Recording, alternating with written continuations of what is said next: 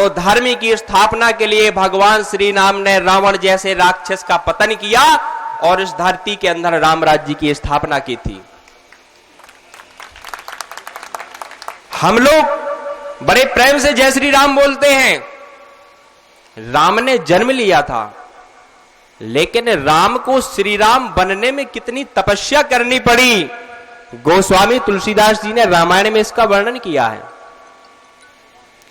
इतिहास में ना जाने ऐसे कितने उदाहरण हैं जहां सत्ता के लिए अपनों ने अपनों का खून कर दिया, जहां सत्ता के लिए कई राजवंशों के सर्वनाश हो गए, लेकिन अपने वंश की मर्यादा के लिए एक सत्ता का अधिकारी अपने कुल के मर्यादा के लिए शहर से वनवास स्वीकार कर ले।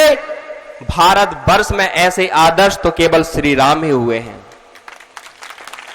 ऐसे प्रभु राम जिनके अंदर भाव से पार करने की ताकत है, जो हमें इस भाव सागर से पार लगाते हैं, लेकिन उनकी करुणा देखिए कि वो केवट से प्रार्थना करते हैं कि केवट मुझे गंगा से पार करा दो। ऐसे श्री राम थे।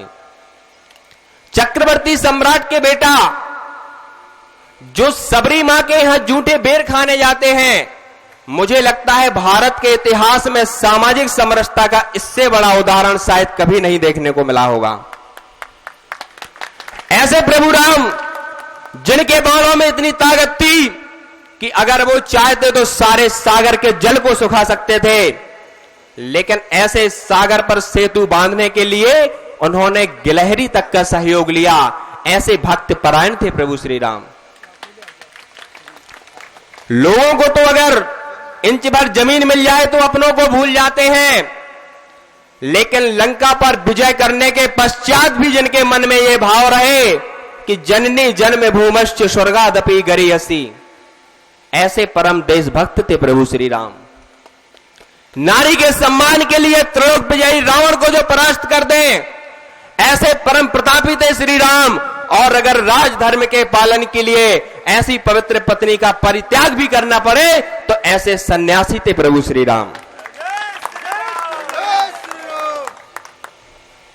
और ऐसे आदर्श, ऐसे चरित्र, ऐसे व्यवहार का समावेश जिस संगठन के अंदर हो जाए, ऐसे परम पवित्र संगठन का नाम है श्री रामदल।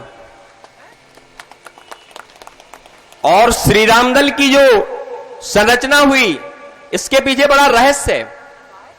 वैसे तो पूरी रामायण में रामदल का महत्व है, लेकिन आपने देखा होगा सुंदरकांड, विद्वानों ने बड़ी रिसर्च की कि आखिर सुंदरकांड में ऐसा क्या है जो रामदल का इतना तेज प्रभाव रहा। गोस्वामी तुलसीदास जी ने पहली चौपाई में लिखा है, जामवंत के बचन सुहाए, सुन हनुमंत हृदय अति भाए। आप भावना को समझिए, यहां जामवंत जी बुजुर्ग की भूमिका में हैं और हनुमान जी युवा की भूमिका में हैं।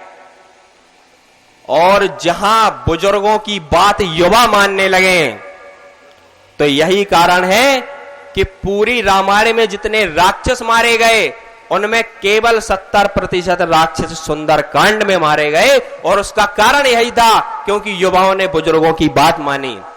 तो मैं सभी युवाओं से ये निवेदन करना चाहता हूं कि जो हमारे वरिष्ठ लोग बैठे हुए हैं, ये हमारे मार्गदर्शक हैं, हमें इनका सहयोग लेना है, इनका आशीर्वाद लेना है, आगे बढ़ना है। हमें अपना रिश्ता सिर्फ दलों तक नहीं रखना है, हमें अपना रिश्ता दिलों तक रखना है। और चूंकि कहने के लिए तो बहुत कुछ है, लेकिन मैं ज्यादा कुछ नहीं कहूंगा क्योंकि अतिथियों की श्रृंखला भी आपके बीच में आने वाली है। तो मैं सिर्फ एक भावना आप लोगों को साक्ष्य मानकर प्रभु के सामने कहूंगा कि वक्त चाहिए ना मुझको, वक्त चाहिए ना मुझको विश्राम के लिए, वक्त चाहिए ना मुझको आराम के लिए। ये जिंदगी तो है सिर्फ प्रभु राम के लिए, सिर्फ प्रभु राम के लिए। बहुत बहुत धन्यवाद। जय सिया राम। और इसके बाद मैं आमंत्रित करता हूं हमारे आदरणीय नारायण दास दद्दा जी को, वो आए और हम लोगों को आशीर्वाद प्रदान करें।